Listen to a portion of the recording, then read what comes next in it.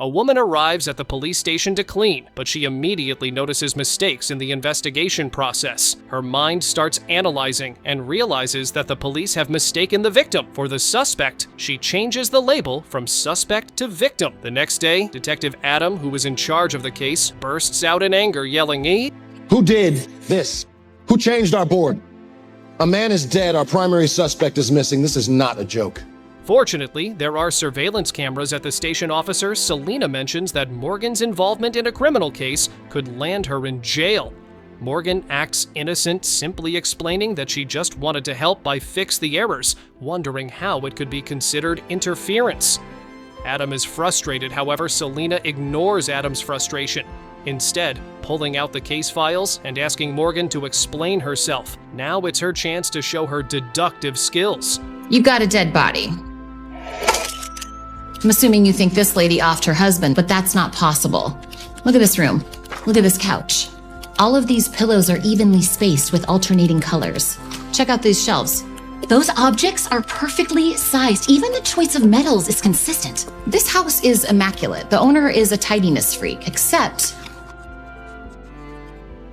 all of these curtains are fastened with a tie back except for one for some reason. That's odd, isn't it? You're telling me this woman who meticulously arranges her couch pillows doesn't care about her curtains? So the tie back must have been used for something else. See, look, you've got hairs stuck to the chair leg. Somebody put tape around it, ripped it off, the glue stayed, and trapped the little bits. That means someone was tied up with the curtain cord and taped to the chair around their ankles. And since there are no marks on the victim's wrist, means there was a third person. We have Lynette tied to the chair, victim on the ground, and our unknown bondage freak who was either kidnapped or bumped off Lynette. Morgan's deduction is flawless, leaving even Adam, a seasoned detective, with no way to argue, but he still wants to counter her. And just as he speaks, a junior officer arrives and confirms. A woman was seen entering the house at the time of the murder. The third person! Even though Morgan had broken protocol, Adam orders that she be held in a detention room. Still, he feels uneasy about it. Deep down, he knows Morgan's deductions were spot on, and now they have no choice but to restart the investigation. Determined to quickly find the missing person, the team gets a lucky break. A nearby security camera had captured footage of an Asian woman who was at the scene on the day of the crime.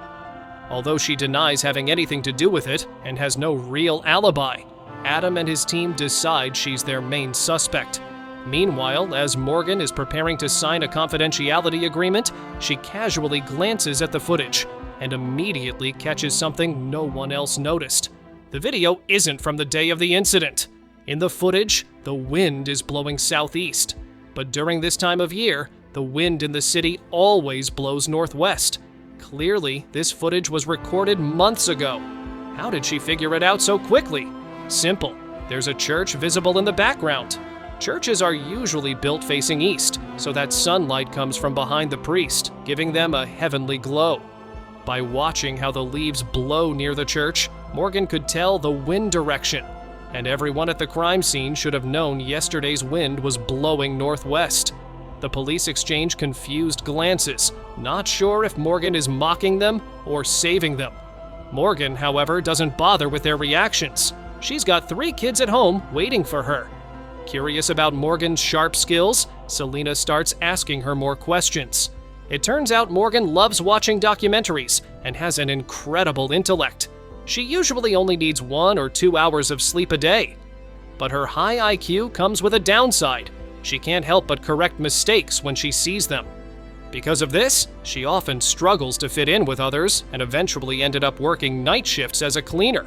Adam heads out to pick up Letty, the victim's daughter. He hopes she might know something, anything. A few weeks back, her father received a farewell letter from a woman named Sarah. Letty doesn't know what it said, but she remembers clearly. After reading it, her dad was shattered. She later found out Sarah had taken her own life. That letter is still sitting in his office. As Morgan leaves the police station, she spots Letty, and as a mother, she instantly feels that ache. She understands what the girl must be going through. Right then, Selena walks up and tells Morgan that if she agrees to assist with the investigation, she'll waive the fine and keep her out of legal trouble. Morgan thinks for a moment and agrees, not because she's scared of the consequences, but because she wants to help this little girl find the truth about her dad. The moment Morgan joins the case, she immediately starts pointing out flaws in Adam's investigation. If it weren't for Selena stepping in, Adam probably would have had Morgan locked up for interfering. Later, they visit the victim's sister for questioning. Just from a quick glance at the cabinet and a biology paper on the table, Morgan grows suspicious. She's convinced this woman is hiding something and keeps pushing her for answers. Adam's patience runs thin. To him, Morgan's just a consultant. He's the detective here. They get into a heated argument, and Morgan storms out, but not for long. She sneaks into the sister's workplace disguised as a cleaning lady and finds a suspicious letter hidden in the victim's desk drawer. Adam is stunned. He's impressed, but also concerned. This kind of evidence, it won't stand up in court. He doesn't even want to look at it, afraid of being pulled into Morgan's mess. Still, doing the right thing, Adam brings in the victim's client, the man Morgan suspects. He says he was out of town on vacation that day. Morgan's not buying it. The town he mentioned, it's barely got a water park and a dance floor. Not exactly a high-end getaway for a businessman. Morgan isn't allowed in the interrogation room, so she knocks and suggests they dig deeper. But before they can get anywhere, the suspect's lawyer shows up, and just like that,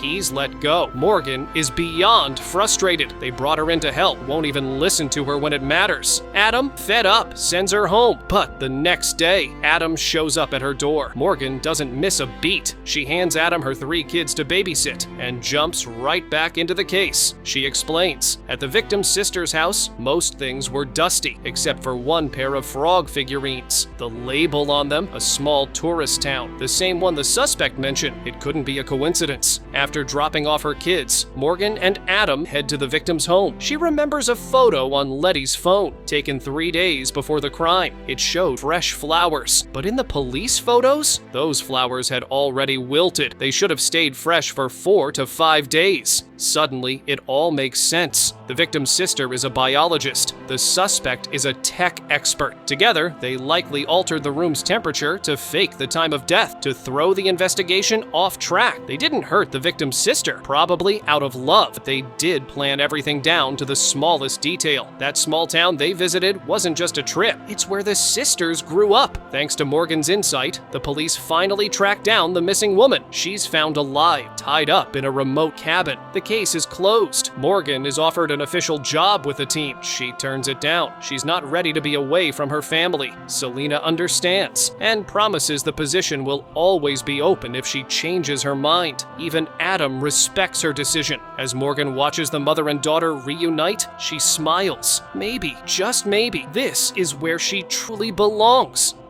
If I work for you, you work for me too. I need you to find someone.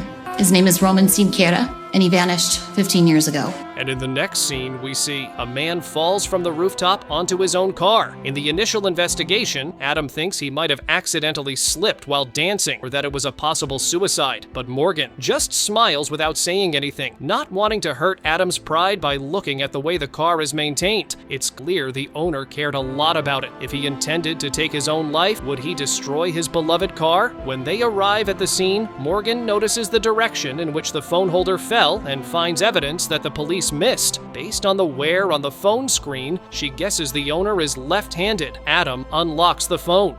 Ow! Michelangelo's 1487 painting, The Torment of St. Anthony.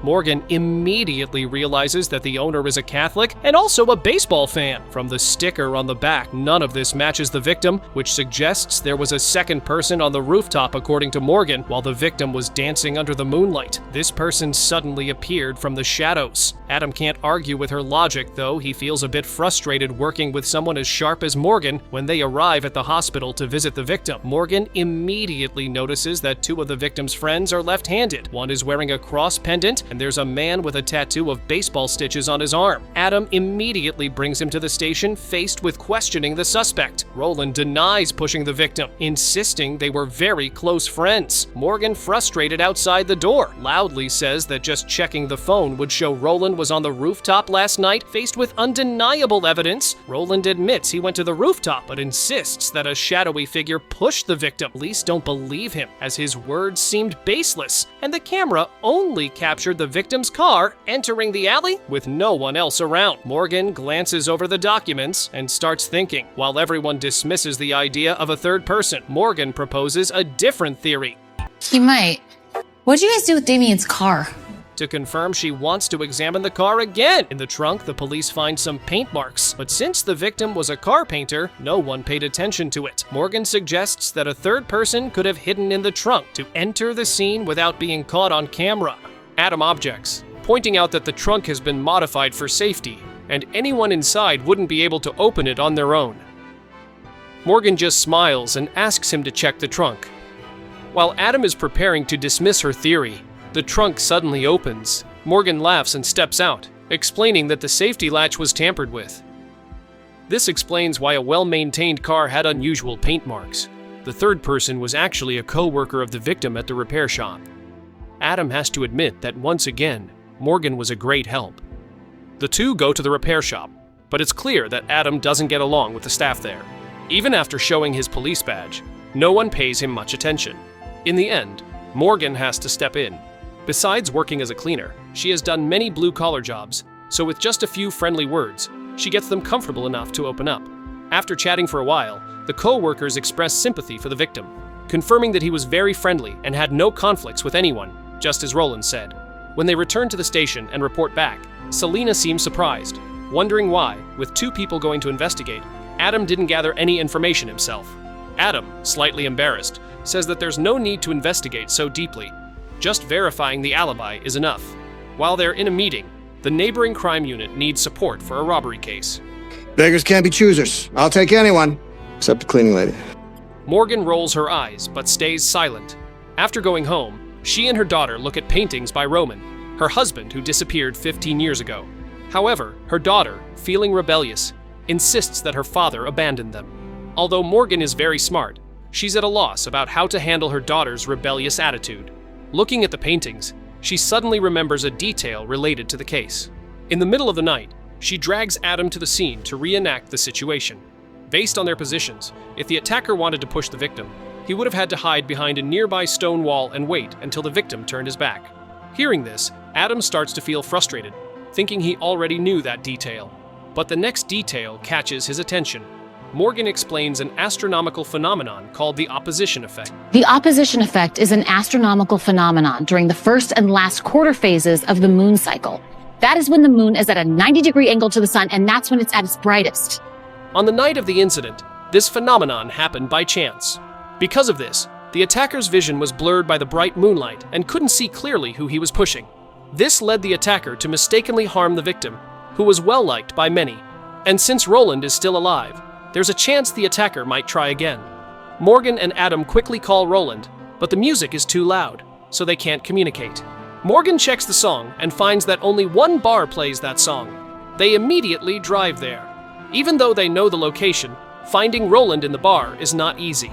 Morgan convinces the workers from the repair shop to help search. However, they arrive too late. When they find Roland, he has already passed away, with a wound on his abdomen, showing that the attacker was someone he knew. The police arrive quickly and secure the scene. Morgan is quiet. It's the first time she has witnessed someone lose their life in front of her.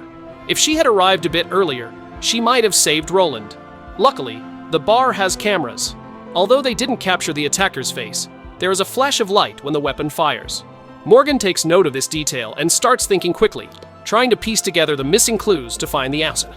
At that moment, Morgan happens to pass by the room where the robbery investigation is taking place and notices a photo on the board. She immediately realizes that the flash from the robber's gun matches the one in Roland's case. Although she's not a weapons expert, having gone hunting with her child, she knows that an old hunting gun with lots of copper and lead in the barrel would produce a spark like that. This doesn't confirm that both cases have the same culprit, but Morgan is sure the gun is the same. Recognizing Morgan's skills, Adam decides to combine the two cases for investigation. While organizing the information, Morgan can't resist commenting. Lieutenant Mellon has terrible handwriting. Oh, the worst. And then, her analysis begins. After connecting the clues, Morgan already has the answer in her mind, but she has to think about how to explain it to her colleagues. Cleaning lady's rearranging my boards. You see a cleaning lady. I see more. Morgan explains that there have been a total of 5 robberies, and in the first 3, witnesses saw the robber driving away each time in a different car. In the last two cases, he didn't drive, possibly because he couldn't find a car, or perhaps a bigger possibility, his driver had left. Morgan draws a red line connecting the last two cases and asks, Really? Does no one take public transit? It's clearly a bus route. The robber changed his appearance and escaped by bus, which is why the last two robberies happened near a bus stop. Roland, who worked at an auto repair shop, could easily get access to customers' car keys. After the third robbery, he likely found new enjoyment from dancing with friends and decided to quit the robberies. However, his partner didn't let it go and even tried multiple times to harm Roland to prevent being exposed. The second attempt succeeded. But who is this person? No, I don't. But I do have an idea about how we can find him. Not long after, at a jewelry store, the robber steps in, only to find the police surrounding him. Based on the clues, Morgan couldn't pinpoint the exact suspect, but she figured out which store would be targeted next. The culprit turned out to be an employee from the auto repair shop, and it seems that his first friend he harmed left such a strong impression that he couldn't help but shed tears of regret. Morgan's first case is successfully solved. Thanks to her excellent performance, Adam arranges a reward for her. When she arrives home, Morgan also gets some good news from Selena. If Roman really wanted to abandon your family, why would he stop and buy diapers first? You believe me? We're gonna find out what happened to Roman. I promise. A man is taking a bath when someone suddenly pours his legs. After struggling, he drowns in the water. Adam, he only comments that, judging by the candles and scattered clothes at the scene, the victim likely had a wild night. Morgan nods in approval. However, she points out more subtle details. The towels on the floor. Two are folded, but the one on top is different. This suggests the suspect used the towel to clean the scene. Morgan kneels down and explains that a professional cleaner would use a mop. However, the marks at the scene clearly show the floor was wiped with a towel. As a guest, the victim wouldn't be so kind as to wipe the floor and then fold the towel. The victim may have met a woman with black hair the night before and was drugged before drowning. Adam interrupts, asking how Morgan knows the victim was drugged without an autopsy. Morgan explains simply. Well, because who does their dishes in a hotel room? Except you, maybe. Anyway, this glass was rinsed out and wiped clean, and why would you do that unless you were trying to get rid of white residue? Notice anything else about the glass? All right, so whiskey tumbler, lead-free crystal cut, which is harder and more durable than glass, withstands most scratches, also refracts light beautifully. You want me to know you drink whiskey so bad. Point being, Adam quickly notices that the glass is very different from the usual ones in the room. According to Morgan's theory, the victim must have met a woman at a bar. They had a good time and went to the hotel together. They head to a nearby bar to investigate. The bartender confirms that the victim was with an attractive woman, but she had blonde hair. Really? Even though this differs from the initial theory, it doesn't change the situation. Hotel footage shows the blonde woman and the victim in the room for about 30 minutes. After she leaves, no one else enters. Additionally, the woman is a doctor, giving her access to medication. The police now have enough reason to bring her in for questioning. This is Morgan's first time participating in an interrogation. She quickly notices that the blonde woman is married. When asked about her relationship with the victim, the woman explains it was just casual fun between two adults, nothing serious. She says she went to the bathroom, and when she came out, the victim was asleep, so she left.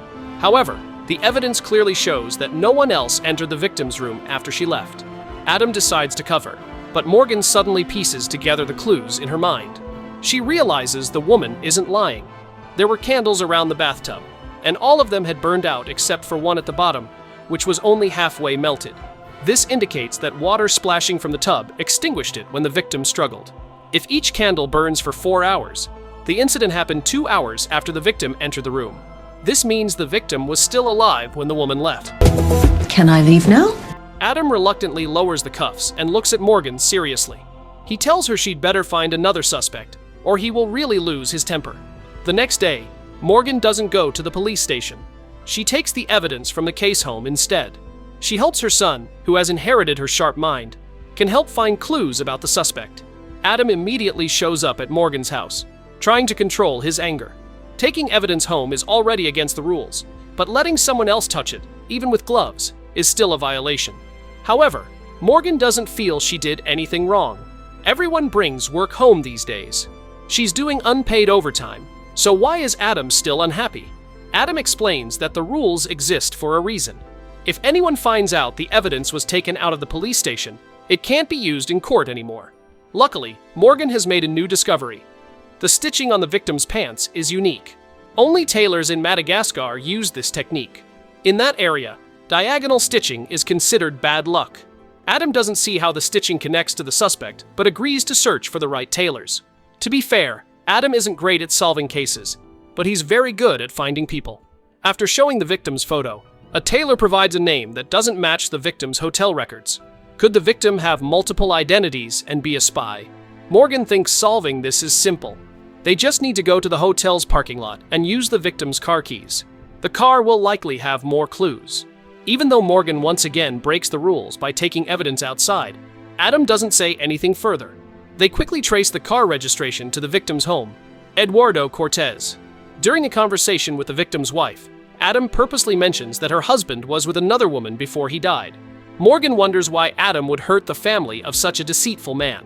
Morgan is very smart, but she's not as skilled as Adam in questioning or handling emotions. Adam uses a photo of the woman to check if the wife knows her, ruling out jealousy as a motive. Clearly, both Adam and Morgan have things to learn from each other. Next, they need to figure out why the victim used a fake identity and how the suspect avoided security cameras to enter the room. From the crime scene photos, Morgan notices the window is open. Could the suspect have climbed in through the window? Adam immediately objects, as the room is on the 4th floor. Still, they need to check.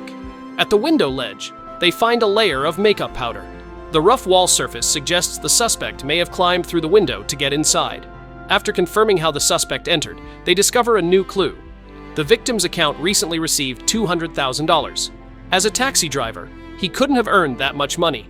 Following the money trail, they visit a retirement home and meet the person who transferred the funds. Shockingly, the woman claimed she was engaged to the victim and was planning a honeymoon in Mexico. Her son is furious, knowing his mother was scammed. They now confirm the victim's true identity, a con artist who deceived women to steal their money. Morgan later returns to visit the victim's daughter, who has just lost her father. In a photo of the mother and daughter, Morgan notices a strange tattoo. Morgan arranges to meet Adam at a bar and orders a drink for him. Adam is surprised. They haven't known each other for long, so how does Morgan know what he likes? It turns out that after working as a janitor at the police station for a month, Morgan has learned to figure out people's personalities based on their trash. She probably knows Adam better than he knows himself. When the bartender brings the drink, Morgan points out the tattoo from the photo of the victim. It's a snake, identical to the one on the bartender's wrist. Adam turns to the bartender with a serious look. Sensing danger, the bartender tries to escape, but Adam, as always, is excellent at catching people. Put the gun down. Soon, the bartender is restrained and taken to the police station. Adam, however, is still furious. If Morgan knew the bartender was suspicious, why didn't she inform him earlier? How can someone as smart as you are do so many stupid things? They have a heated argument. Morgan, frustrated by being criticized by someone she sees as less intelligent, declares she will quit. Adam, still angry, questions whether the police can solve any cases without her. Back at the station, Adam interrogates the bartender. The bartender insists he is not the killer. His role was only to help the victim find wealthy, vulnerable women. He explains that he and the victim met in prison, which is why they have matching tattoos. When the case hits a dead end, Morgan shows up at the station the next morning with a smile. She's not someone who gives up easily. Morgan points out that the bartender has long nails, which doesn't match someone capable of climbing to the 4th floor. Last night, Adam interrupted her before she could explain that the real suspect must have short nails and be skilled at climbing. The elderly woman's son from the care home fits this description. He owns climbing gear and has the ability to scale the building and attack the victim, drowning him afterward. His motive was to avenge his mother. When Adam orders his arrest, Morgan adds that they need to arrest one more person. The hotel window is normally locked. The suspect must have had an accomplice inside, open the window, and spiked the victim's drink. This person is the doctor they arrested earlier in the case. Finally, the case is solved that day. The elderly woman's son planned to expose the victim's scam, but accidentally met the doctor after hearing what his mother went through. The doctor also wanted revenge. The two teamed up and carefully carefully planned what they thought was the perfect way to punish the victim. They didn't believe they were doing anything wrong. To them, killing a scammer preyed on the elderly and women was doing society a favor. However, despite being a scammer, the victim was still a loving father to his daughter. After the accomplices are arrested, Morgan apologizes to Adam. She admits that she sometimes lets her emotions take over and says things in the heat of the moment to show her sincerity. Morgan bakes a cake for Adam, knowing it's his favorite. Morgan notices something strange about the plants in front of her. The garden owner planted cucumbers and tomatoes together. These two plants don't grow well together and compete for nutrients. A basic mistake like this shouldn't happen to an expert. Realizing something, Morgan kneels down to inspect the plants. She finds that they haven't even taken root. What are you saying, Morgan? I think this space was empty until Wendell moved all these plants in here within the last few days. But you just said that he would never do that. Yeah, he wouldn't, unless he had a reason, something to hide. Or someone. They immediately start digging and discover a body buried beneath the soil. Not long ago, a woman named Mia came to the police station to report that her 2 daughters might be missing. Her ex-husband had picked them up, but she couldn't contact him. He seemed to have vanished. After the divorce, they fight for custody. Adding to the complexity, Mia's wealthy father, John, holds a deep grudge against her ex-husband. The police later find that the man purchases a cabin in the woods. When they arrive to investigate, they witness the scene from the beginning of the case. According to forensics, the man is dead for about 12 hours. A cafe owner tells the police that the victim argues with a woman the day before. The woman is around 30, with long hair and glasses. At the scene, the police find a hidden photo inside a book. Find out. Okay.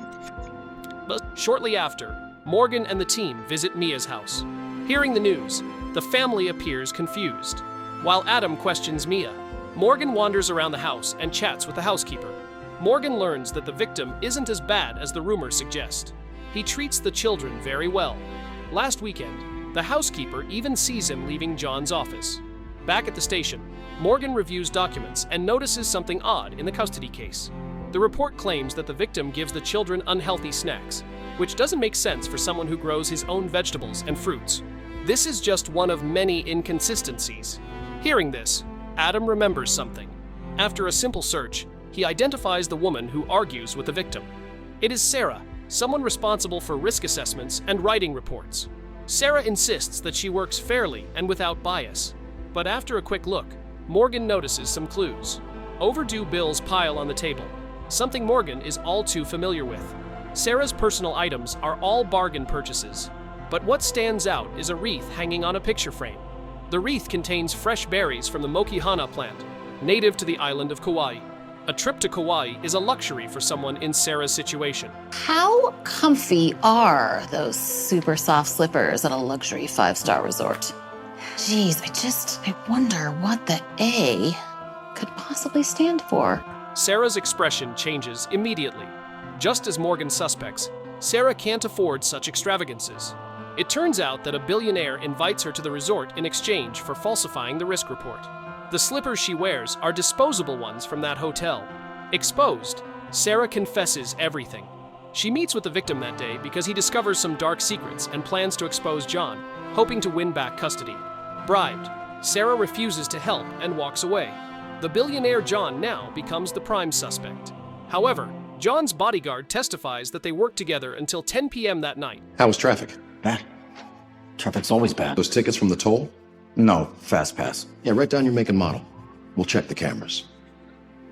Or you could just skip to the truth, Curtis. Did Mr. Ashford pressure you to lie? Curtis. He did. I don't know where Mr. Ashford was last night, but I didn't drive him anywhere.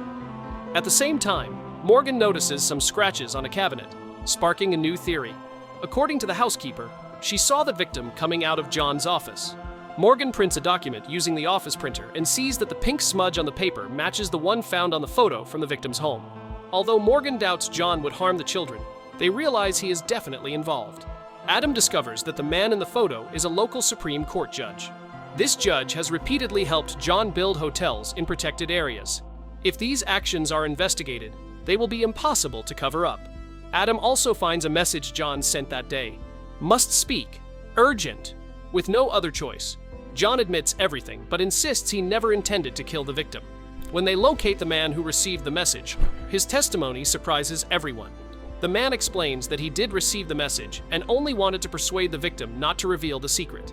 However, when he arrived, the victim was already arguing with Mia. Seeing the situation, he left. Yet, Mia never mentioned this to the police.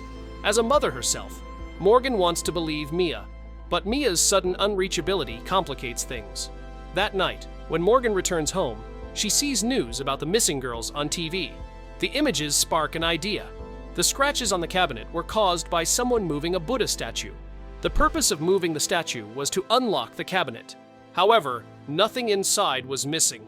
This means one thing: something inside had been replaced. Morgan goes to an antique shop and finds Mia there, selling items. How did you know I'd be here? Well, Google tells me that this guy is an expert in Chinese antiques and your mom loves China. Honestly, I think your family's hogging all the books on the subject. So tell me, am I correct that the Ming at your parents' house is a fake? Because it had a little boy playing Colin Maillard on it, and that wouldn't exactly be historically accurate, would it? Well, no, it's not, because Colin Maillard became a hit in the 16th century, so little boys wouldn't be playing it in the Ming. You know what? It doesn't matter. That's not the point. The point is, the Ming at your parents' house is not real because you put a fake in there to replace the real one, which is right here. So tell me, Mia, why do you need so much cash? exposed. Mia no longer hides the truth. She admits she received a call from a stranger saying her daughters had been kidnapped. The caller demanded $200,000 and warned her not to contact the police. Mia couldn't tell her father because she knew he would insist on reporting it. Left with no choice, she came up with a plan: sell some antiques to gather the money. Morgan informs Adam about the situation. Together, they accompany Nia to the drop-off point. However, after taking the money, the kidnapper refuses to release the girls. Fortunately, Adam had placed a tracker in the bag. They chase the suspect, but stop when he sets the car on fire. Worried the girls might be in the trunk, they prioritize rescuing them. When they open the trunk, they find it empty. Meanwhile, the suspect escapes. After extinguishing the fire, Morgan inspects the car. She notices the suspect is relatively short. Turning on the car radio, she hears a gambling program, sparking a new idea. Morgan now knows who the real kidnapper is. Despite plenty of shade, he parked directly in the sun, right in front of the mansion. Morgan realizes this spot aligned perfectly with Mia's room. The driver could watch Mia from the car. It's clear he secretly admired her. To impress Mia, the driver wanted to get rich quickly through gambling. Instead of winning, he lost everything. Desperate, he resorted to kidnapping. His plan was not only to get ransom money, but also to win Mia's heart when she was most vulnerable. Wendell didn't deserve Mia. Just as Morgan suspects, Curtis confesses without remorse. When asked why he didn't release the girls after getting the money, he says they escaped on their own that morning. However, since the place where they were held is deep in the forest, the girls are now missing again. Upon hearing this, the police launch a wide search. Meanwhile, Morgan finds a survival guide in the victim's house. Following the first rule, go toward the sunrise or follow migrating birds, which means heading north. Soon, they find walnut shells along the path. Rule number 2, feed off forest resources. Rule number 3, indicate your presence with a recognizable sign. Over here! This way! And take shelter while you wait for help. Finally, they reach the girls, safe and in each other's embrace. Karen, wait! Wait!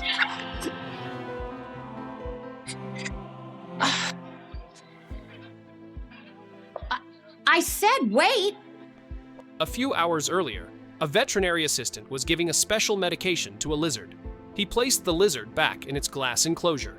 When he bent down to pick something up and looked up again, the lizard was gone. The assistant grabbed a flashlight and searched everywhere. Suddenly, he saw Dr. Monica, the veterinarian, lying dead on the floor. Terrified, the assistant screamed, while the lizard crawled over some printed papers scattered on the ground. Every page had the word murder printed on it. Adam and Morgan arrive at the scene. The victim is Monica, a veterinarian who specializes in exotic animals. She is single, has no children, and does not have any outstanding loans. However, the laser printer next to the body prints multiple pages, all with the word murder. There are red welts and a rash on the victim's hands. At this point, Adam looks for a sink to wash his hands. Meanwhile, Morgan walks around the clinic. A tranquilizer gun hangs on a door nearby. The room contains many reptiles.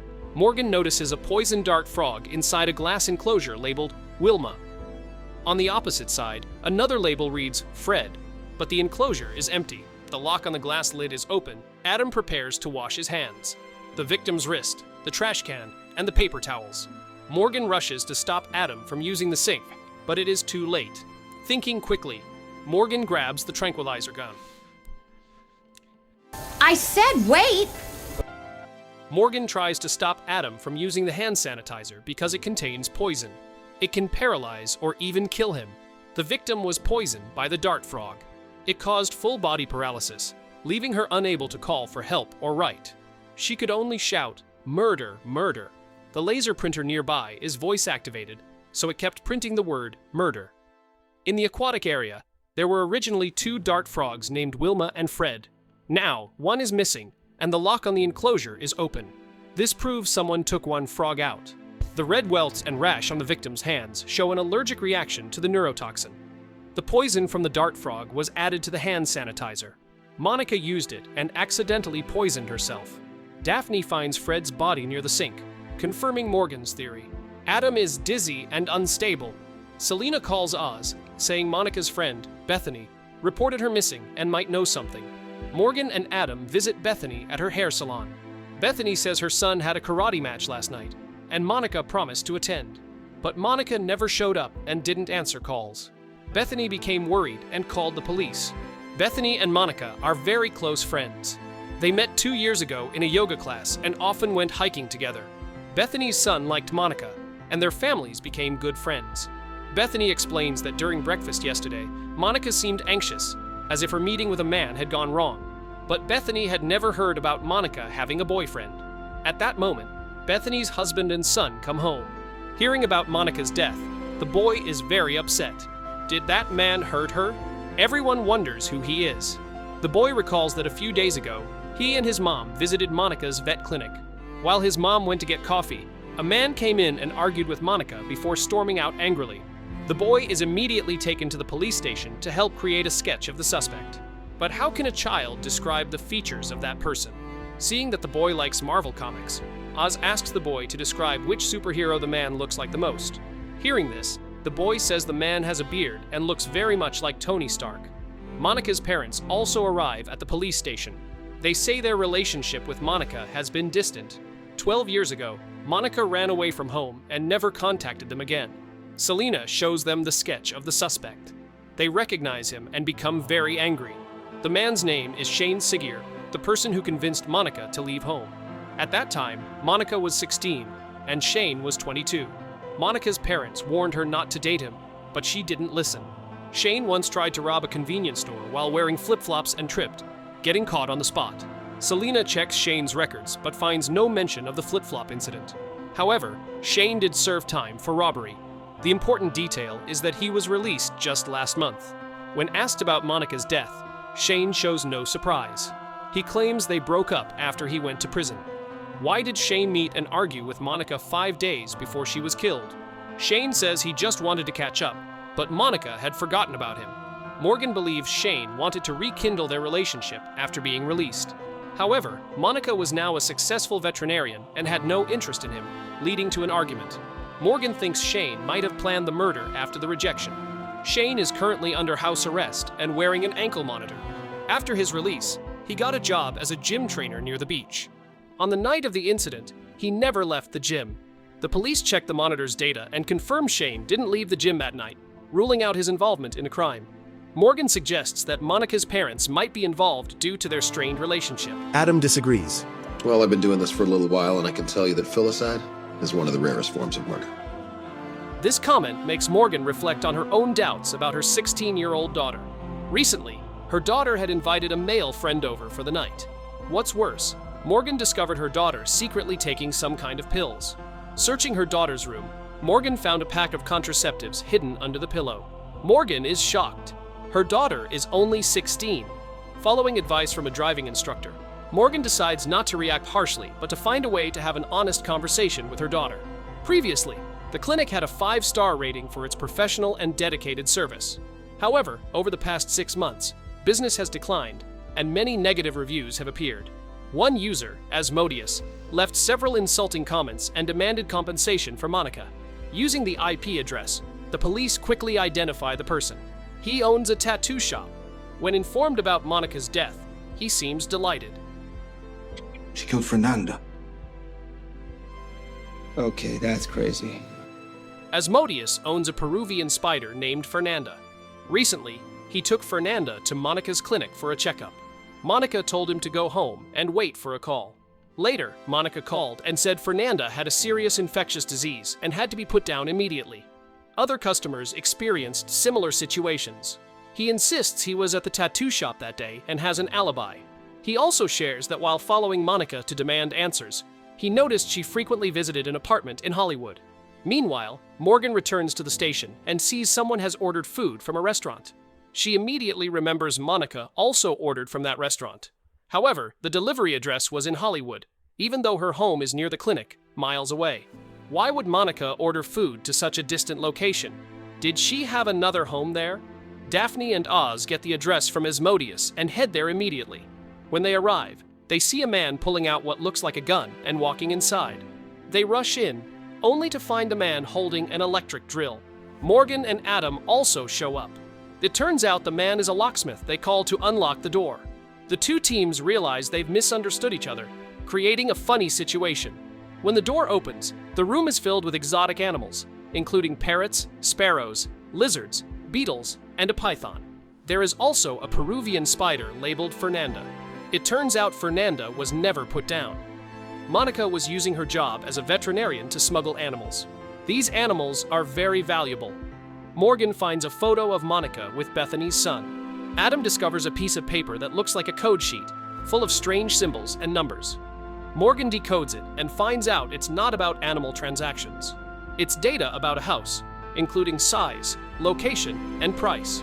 But why did she have to keep it a secret and write it in code? Morgan and Adam ask a real estate agent. The agent says Monica was interested in buying a mobile home in Orlando to live with her boyfriend. However, the agent never met her boyfriend. Oh, I don't think she had a man in her life. Bees. Garden of the house has flowers exactly like those at Bethany's hair salon, attracting many bees. The salon sign also has a bee on it because Bethany loves flowers and bees. Monica bought the house so Bethany could grow flowers, showing that Monica didn't like men but liked women. She wanted to build a home and run away with Bethany. Morgan and Adam return to the hair salon. Bethany admits she loves Monica. Monica promised that after buying the house, she would take Bethany and her son away. However, Bethany didn't know the house money came from Monica's smuggling of animals. Monica also stole pets from customers and sold them to others. Bethany thought Monica's clinic was successful and didn't know the truth. Who would be the most upset if his wife ran away with their son? Of course, the husband.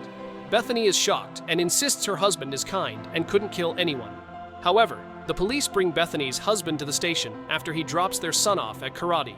Bethany's husband admits he knew about his wife's relationship with Monica, but denies killing anyone. Oz searches Bethany's husband's toolbox and finds a book about poisonous animals. Bethany's husband still denies everything. Oz opens the book to the page about poisonous frogs. There are also coffee stains, suggesting Bethany's husband stayed up late studying how to use poisonous frogs to harm someone. I did it. I killed Monica. The case seems to be over, and everyone is happy to finish their shift.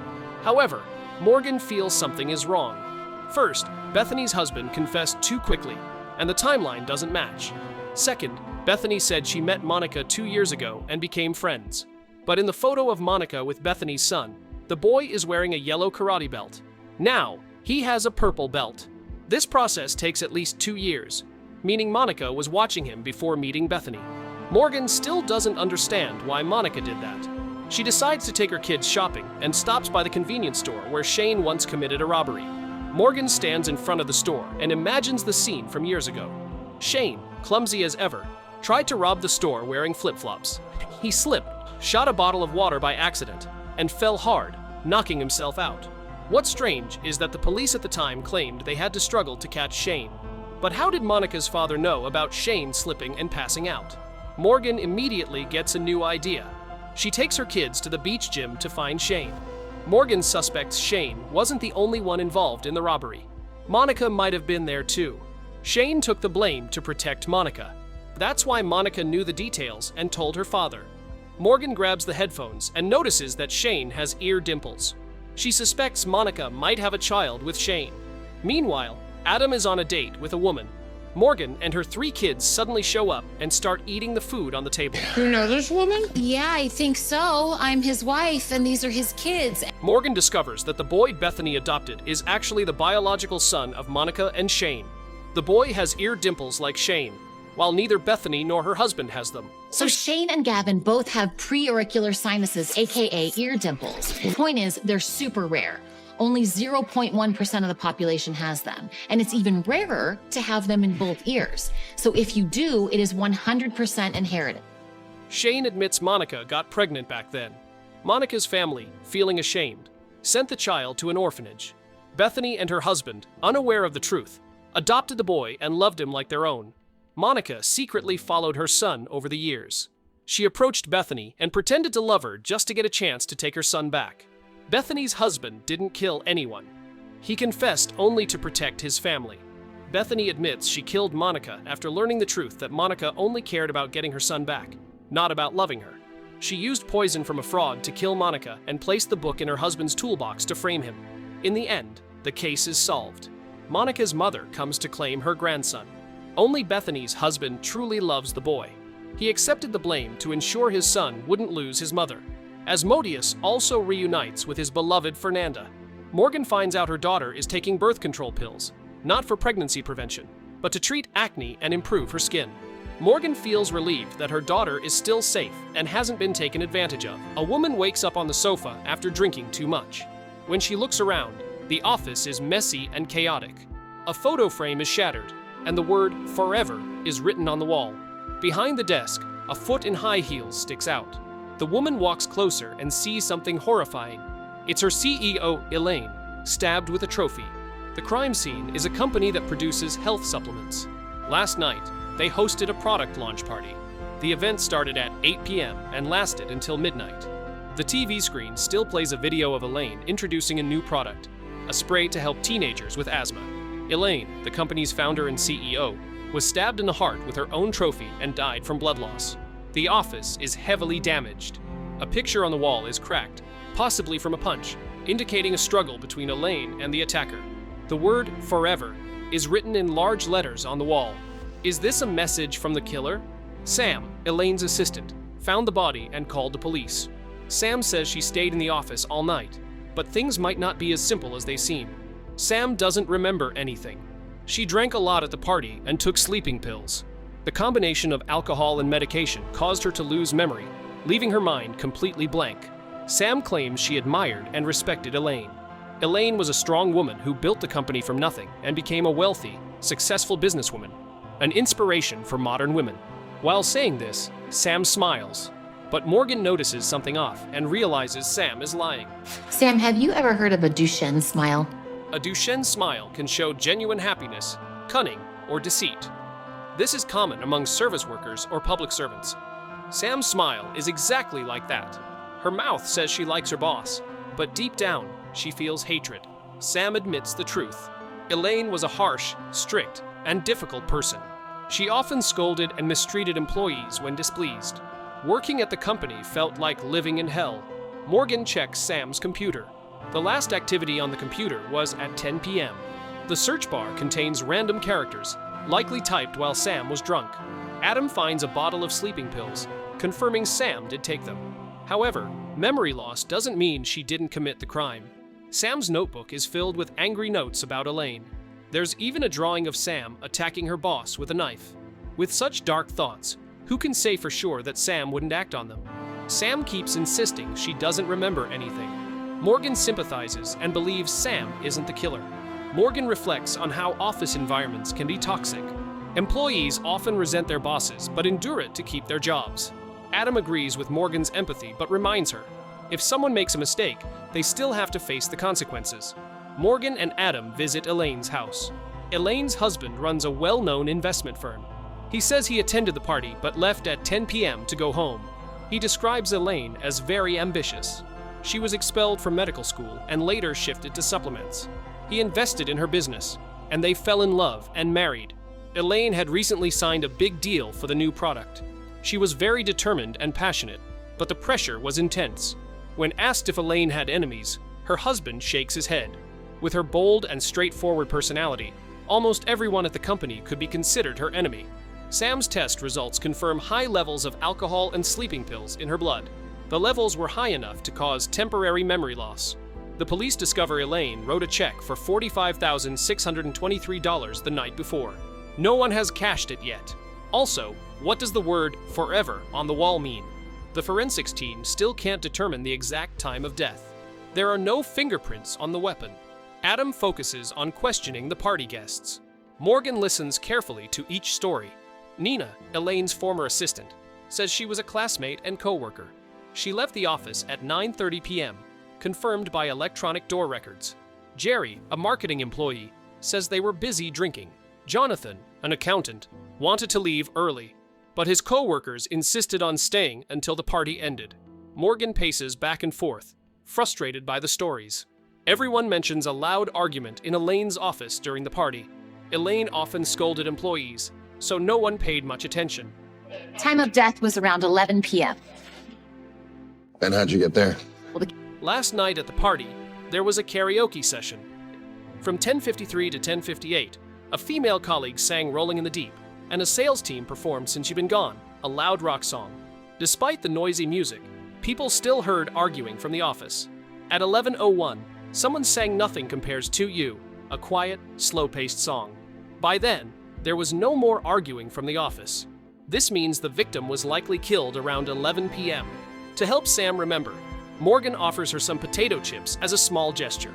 But Sam still can't recall anything and just cries. Morgan takes her to the restroom. Check your pockets. I don't have any pockets. I know, so check all the places you'd put stuff if you didn't have pockets. Sam suddenly pulls out a photo. In the photo, she is holding the victim's magazine and drawing on the victim's face. Morgan notices the lipstick in the picture. Isn't that the receptionist's lipstick? Why is the receptionist's lipstick on Sam? The receptionist explains she wasn't invited to the party. After finishing guest check-in, she sneaked in to drink. She and Sam are both interested in women. They found a quiet spot and spent time together. The lipstick smudged on Sam and the magazine. Around 10 p.m., Sam went to the restroom. The receptionist waited at the door. She then saw a strange woman leave the restroom. As the receptionist, she didn't recall seeing this woman check in. She tried to follow, but the woman got into the elevator and left. The receptionist only remembers the woman had brown hair and wasn't young.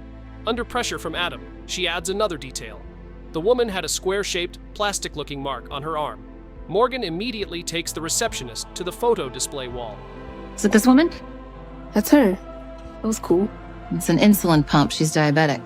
The woman's name is Carmen. Her son has asthma and participated in the trial of the new product. The police have two updates, one good and one bad. The bad news is that there are no fingerprints on the weapon. The good news is that the time of death is confirmed to be 11 p.m. Morgan and Adam visit Carmen's house. Morgan walks around the room, quietly observing everything. Carmen says her son was one of the first to join the trial for the new product, but she refuses to explain why she showed up at the party uninvited. After finishing his observations, Morgan begins asking questions. This house is huge. Why is the furniture so simple? Also, the debt notices on the table show your family's income isn't high. How did you afford such an expensive home? Both husband and wife, one unemployed, the other staying at home. Where does the money come from? Morgan notices that Carmen keeps her hands in her pockets. She deliberately knocks over a glass of water with her bag. Carmen instinctively reaches out to catch it, revealing bruises on her hands. Anyone who's been in a fight knows that punching can leave bruises on the hands. The damage to the victim's office matches this. Carmen caused the destruction. The police investigate and find that Carmen's son participated in a treatment trial. The victim gave Carmen a large sum of money to create an inspiring story. Carmen may have demanded more money, leading to a conflict with the victim. The bruises on Carmen's hands and her presence at the crime scene are strong evidence against her. But strangely, Carmen stays silent. If she didn't kill anyone, why won't she explain? If she did, why hasn't she hired a lawyer? Morgan watches Daphne typing and suddenly realizes something. Carmen is the one who entered the office and messed with everything. Do you remember the random typing on Sam's computer that night? It wasn't Sam typing while drunk. Carmen used the computer but wasn't familiar with it, struggling to find what she needed. This also explains the word forever written on the wall. Morgan tries to reason with Carmen and guesses that her son had problems after using the new product. Morgan noticed that while kids played soccer outside Carmen's house, her son stood still, afraid to move. This shows the product not only didn't cure him, but made his condition worse. The expensive house was hush money from the victim to keep Carmen silent. But no amount of money can heal her son or ease Carmen's pain. On the night of the product launch, Carmen went to confront the victim. Finally, Carmen begins to speak.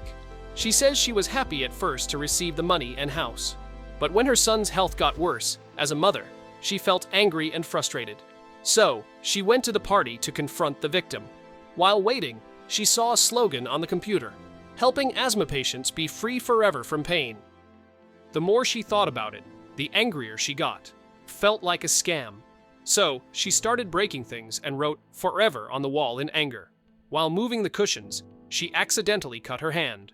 When the victim returned to the office, she was furious. The victim showed her a signed contract. The contract had a confidentiality clause prohibiting any discussion about the trial. Even if the product failed, they weren't allowed to tell anyone. If Carmen violated the contract, she'd lose the money and face huge penalties. Feeling powerless, Carmen took out her frustration on a photo of the victim, punching it and breaking the frame. Then, she left in frustration. At that time, the victim was still alive. Carmen also remembers hearing someone singing Californication when she left. That song was performed by a sales employee at 10:15. This means the argument everyone heard wasn't caused by Carmen. Carmen also mentions crying in the bathroom after leaving. A drunk woman comforted her and listened as she shared her story. That woman was sympathetic and even angry, promising to help Carmen seek justice. I don't remember her name, but she was wearing A sparkly floral dress. Yeah. The woman in the floral dress is Sam, which makes her motive clear and increases suspicion. However, Morgan still doesn't believe Sam is the killer. To verify everyone's statements, they decide to talk to the victim's husband. The husband admits that his wife's new product is incomplete and has made participants' conditions worse. But his lawyer insists that private settlements comply with California's civil laws. Morgan, who once worked at a law library, recalls reading about this. Private settlements aren't illegal, but hiding such information from investors violates securities laws. The husband isn't directly responsible since he's an investor, not an operator. However, he shares that his wife's product initially showed promising results. But due to a lack of improvements in technology, problems arose. Because of binding contracts with distributors, they couldn't cancel the launch. They resorted to paying off trial participants and pushing the product to market. Since the product isn't classified as a drug, it doesn't fall under FDA jurisdiction, so there was nothing to stop them. For these people, making money was more important than children's health. The husband says he tried to stop his wife and even sent people to monitor and advise her, but she was stubborn and ignored him completely. He insists he isn't the killer and provides an alibi. Morgan studies the victim's promotional video and notices an issue. In the video, the victim claims her beloved niece has asthma, which inspired her to develop the product. This is clearly a lie because she has no children or nieces. She also claims to have based her product on traditional Chinese medicine. Morgan, a believer in traditional Chinese medicine, always carries Chinese medicated oil with her. However, the victim studied Western medicine. How could she base her product on traditional Chinese methods? Morgan suddenly thinks of the victim's former assistant, Nina, who is of Chinese descent. Nina has marks from cupping therapy on her neck and also has a daughter. Could it be that the victim stole Nina's research, leading her to seek revenge? Nina says her daughter has panic attacks. Every time it happens, the girl has difficulty breathing. She uses traditional herbal oil passed down in her family. She applies the oil to her daughter's kazoo. When the girl plays the kazoo, she also receives treatment. The herbal oil is very effective. The victim learns about this and becomes very excited. She immediately wants to buy the formula. Nina wants to help more people, so she agrees to join the company to develop the product. This herbal oil mainly helps reduce breathing issues. It is not meant to treat asthma.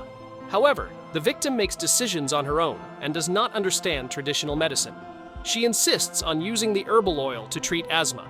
Even though Nina and the victim's husband try to stop her, they fail. As a result, some trial participants experience worsening conditions due to incompatibility with the product. Their health does not improve, but instead becomes more serious. Nina has an alibi. It turns out she and the victim's husband are in a relationship. That night, The two left the party before 10 p.m. to spend time together. Everyone involved has alibis, leaving Morgan unsure of what to do next. One unresolved question remains: the $45,623 check the victim wrote on the night of the incident. Sam is standing nearby when the amount is mentioned. Hearing the number, she immediately feels nauseous. She breathes heavily, runs to the bathroom, and starts vomiting. This reaction is often seen after someone commits a crime. The amount of the check matches Sam's unpaid tuition loan. The check that night was written for her. This suggests that under the influence of alcohol, Sam threatened and harmed the victim. Sometimes really good people do bad things. Oh, my life is over. No. Oh my god. I'm sorry.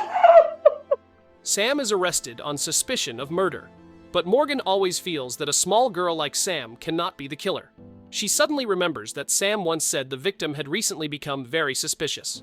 The victim changed all the locks in her office. With such a cautious personality, wouldn't the victim install a surveillance camera to protect herself? In the victim's office, there is a mirror hanging on the wall. This seems unusual. Back at the office, the mirror hanging across from the desk is actually a two-way mirror. The victim installed a camera behind this mirror. It recorded everything that happened that night. That night, after hearing Carmen's story, Sam became emotional because of past grudges and the effect of alcohol. She went to confront the victim, threatening to expose the truth. The victim, trying to silence her, wrote a check to pay off Sam's debt. But Sam refused and even planned to go on stage to reveal everything. The victim panicked and grabbed a knife to attack Sam. Sam, unable to fight back, was pushed onto the sofa. Sam gathered her strength and pushed the victim away. She hit the trophy, which caused her immediate death. Sam was shocked at that moment. According to the video, Sam's actions are considered self-defense and not punishable. If the camera behind the mirror had been discovered earlier, this would have saved a lot of trouble. The case ends here. At the end of the day, Selena invites Morgan for drinks. Initially hesitant, Morgan agrees. Before leaving, she cleverly leaves her phone number for Tom the janitor using chip dust on the glass. All right, that's it for this video. Things are already getting crazy, right? And trust me, it only gets better from here. I'll drop part 2 real soon, so if you're enjoying this, hit like, comment your favorite moment so far, and don't forget to subscribe. See you in the next one.